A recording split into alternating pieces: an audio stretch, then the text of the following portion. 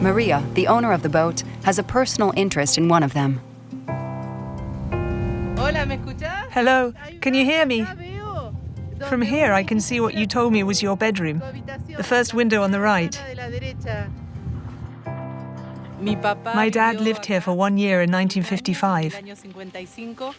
I'm feeling very emotional.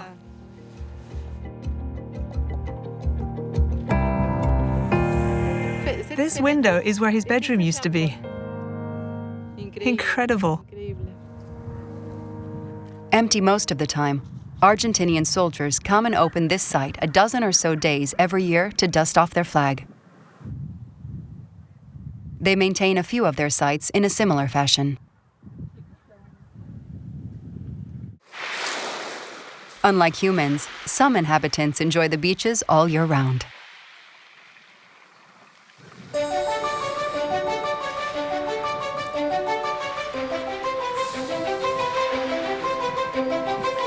Penguins are the symbols of Antarctica, where their population is at its largest.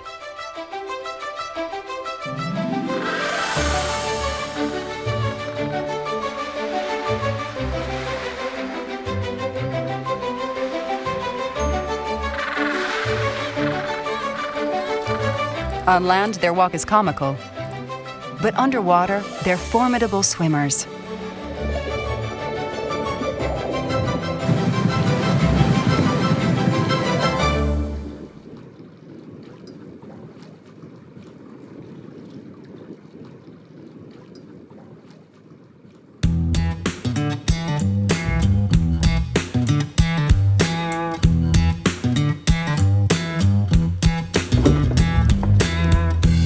Heading for the neighboring island Livingston and its Bulgarian base.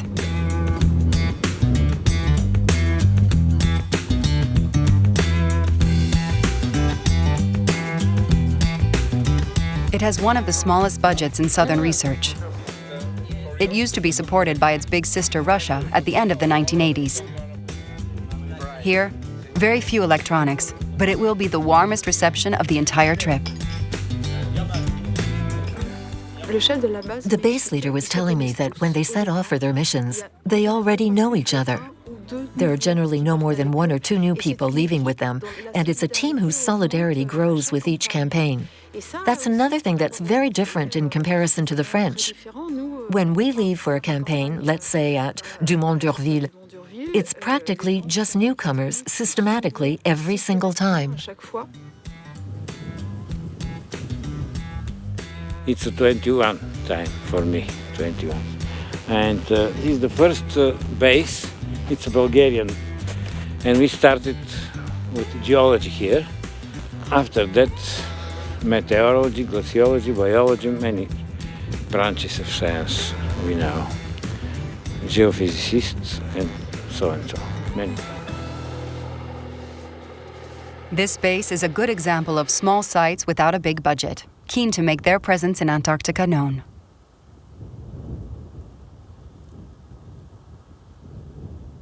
The communications is very, very important, and this is the this is the part of the work of our work.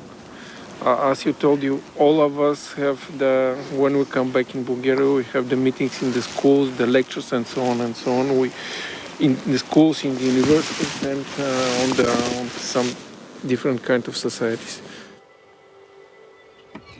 He told me that they have lots of problems clearing the rubbish. You can see all these drums, all the stuff they've got here.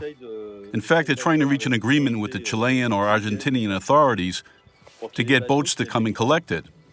And they'll pay for it and clear the bases of all the scrap metal, all the stuff that they have no idea what to do with. This is the price to pay for keeping these places of unique beauty intact.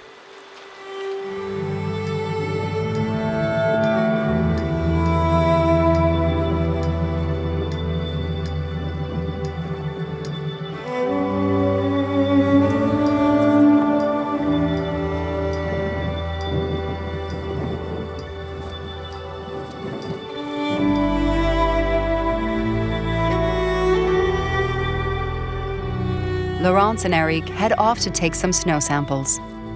These samples will be analyzed at the IPGP. The Paris Institute of Earth Physics has already detected, not far from there, substances originating from other continents. Micronutrients transported by the atmosphere which potentially impact the plankton. A real carbon dioxide pump, an essential element of human life on Earth.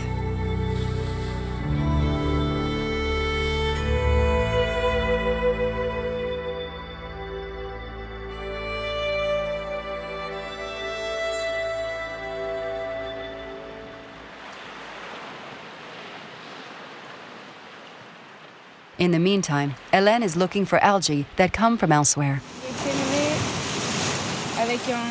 I'm going to take a sample with a swab, which means that I'm going to scrape the surface of the rock to collect propagules of the green algae. Propagules are baby algae that settle on a substrate. That's actually the start of the growth. And then I'll put that in a little pouch. And we'll closely analyze the DNA back at the lab. The goal of this experiment is to find out what species of algae is growing on the rocks at the moment. I'm trying to find out if an invasive species called Ulva intestinalis is present. An invasive species which has recently turned up in Antarctica. I think I found it. Hooray! Here we've just found some Ulva intestinalis. That's the very species I'm looking for. This is the beginning of her research to understand their origin and their proliferation, and also the long-term risks to the ecosystem. Not far from there, some British researchers have also discovered several species of invasive insects. Natural barriers have been destroyed by humans, and that pattern might well accelerate due to the increase in maritime traffic in these waters, notably through tourism. Cruise ships have also been riding the polar wave for nearly 60 years. To avoid these sites being trampled, the International Association of Antarctica Tour Operators encouraged their members to prohibit disembarkation for ships with over 500 passengers.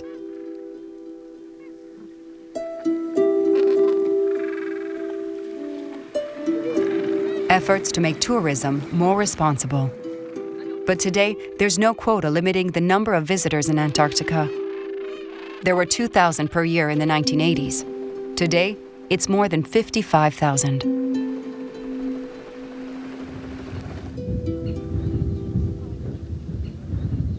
And one of the unmissable destinations for tourists is Deception Island.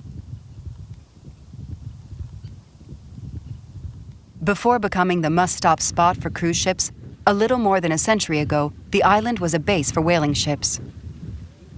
The remnants give a glimpse of the devastation humans imposed on this mammal, hunted for its oil, which was used to fuel lamps and heating on the other continents.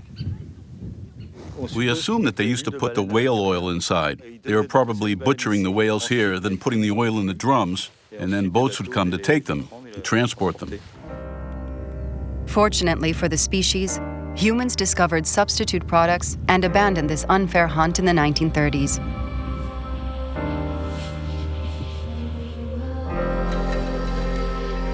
The team leaves this place full of memories. And in an ironic turn of fate, a family of whales comes dancing in front of the bow of the boat.